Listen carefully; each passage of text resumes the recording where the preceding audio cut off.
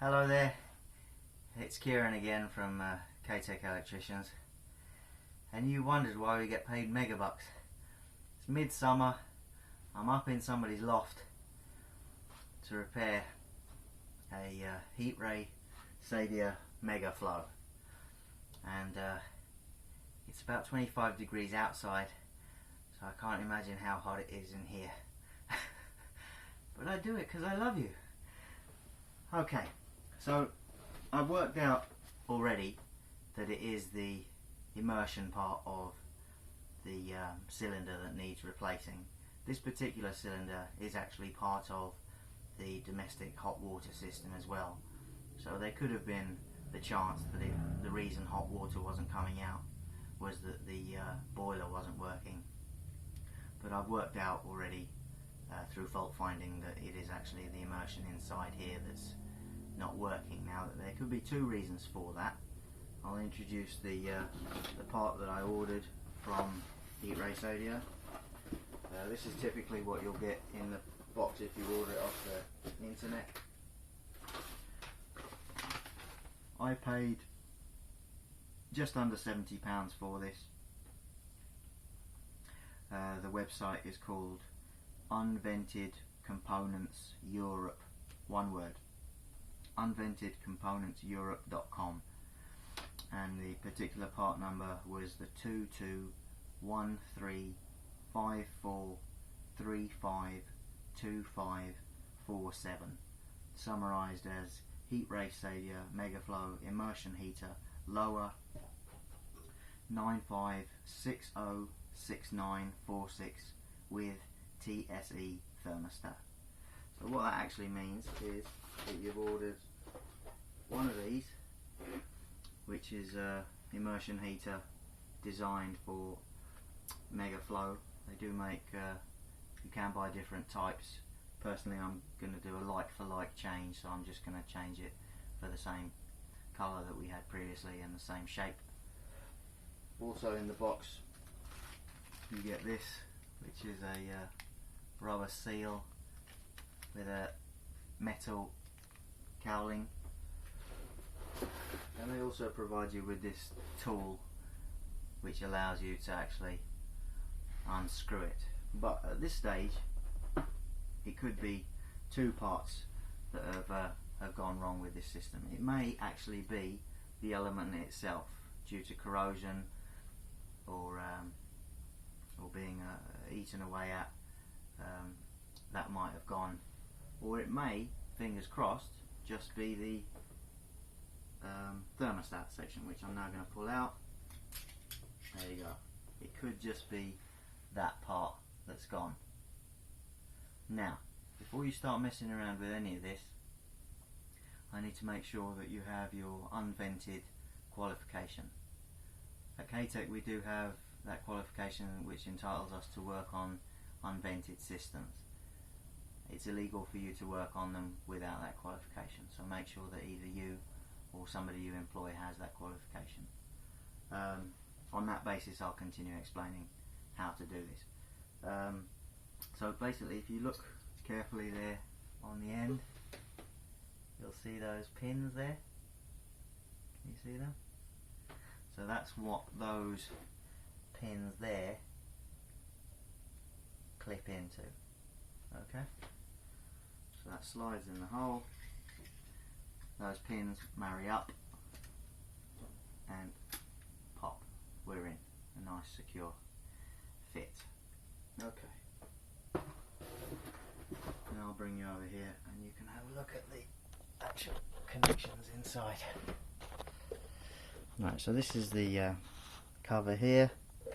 Pull that back and reveal the wiring. Okay, so what you're looking at, I realise it might seem a bit daunting, but no need for it to be. What you've actually got here is a rather simple. On the left hand side, these cables here are going into your live and neutral of your immersion heater. I can tell that the power is on at the moment, so that'll be a priority for me to isolate the power. Now this cable here is to do with the central heating side of the system. It's your overheat stat with the reset here, and it's also your thermostat for your central heating system. It tells the central heating system how hot the water in here is. So basically, for the purposes of this tutorial, just disregard everything on the right hand side. We're going to concentrate here on this immersion heater. Okay, so first things first, I'm going to make sure that the polarity is correct on here. So by using my tester, I'm testing the polarity. I'm happy with the polarity. An immersion heater is similar in concept to a tungsten light bulb. It is just an element, so there's not really a lot that can go wrong, but just looking for it to be a perfect installation. So this one here is a shared earth. This is the only thing that confuses it a little bit, because the earth is shared by both these systems and it's bonded throughout. But essentially there's only two things that you need to worry about, the positive and the negative. Okay, so now I'm going to disconnect the power over here. There may be various methods of disconnection. The important thing is that once you've disconnected, you come back and test, double check, just make sure that you have truly isolated the power.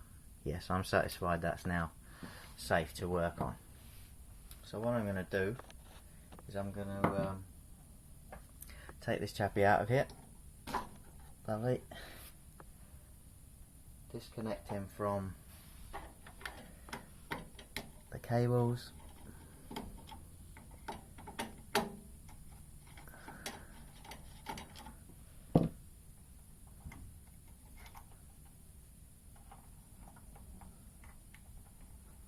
Oops.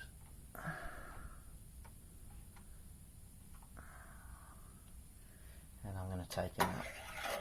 Okay, at this stage right here, I want to know whether it's good news or bad news. Good news is going to mean that it's simply the thermostat that needs changing. Bad news is going to mean that I need to use this tool in order to remove the metal cowling and seal and the actual element of the unit. I'll say that from experience, it's perhaps 80% it's the thermostat that needs replacing, so it's going to be quite bad luck if it turns out to be the actual element that needs changing. But I guess you're hoping that it will be, because it'll make for a nice tutorial. Okay, so the way I'm going to do this is take the new device that's just come out of the box, the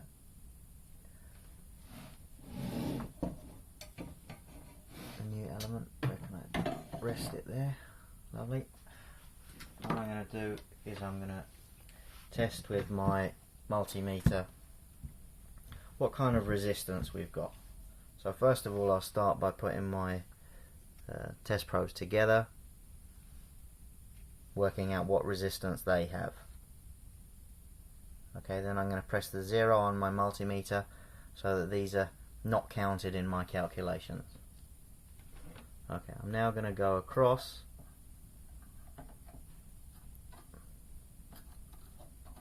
the contacts, and I'm getting a reading of 17 ohms. Okay, so that is the resistance that you get on a brand new immersion element. Let's see how that compares to what we've got here, the existing one. It's good news. Good news for me. It's actually 17, slightly higher, ever so slightly higher, 17.3 ohms resistance here. So I'm satisfied that the problem is actually the thermostat. How do I know that? Because the resistance is still being provided by the existing element at approximately the same rate that the new element does. So I'm confident that that's working. Did you hear that? If you listen very carefully, I've turned up the dial to 5. What I'm listening for is the familiar sound of the element heating water, and if you listen very carefully and the device is working, then you should hear that noise. I can just hear it. Brilliant. So I'm satisfied that that job is now working. I will of course test that the water is heating up later. KTEC electricians enjoy doing this type of work. It's a combination of water and electric work. You may struggle to find a heating engineer that is dual qualified to do this work, but persevere. There are people out there such as us who have both NIC, EIC qualifications and gas safe unvented hot water. It's a fairly simple job, but you will find that often plumbers don't want to deal with electrics, and in the same way electricians often don't want to deal with plumbing jobs, and this is one of those jobs that kind of crosses both the trades. Thanks very much for watching this video. Hope it's of use to you.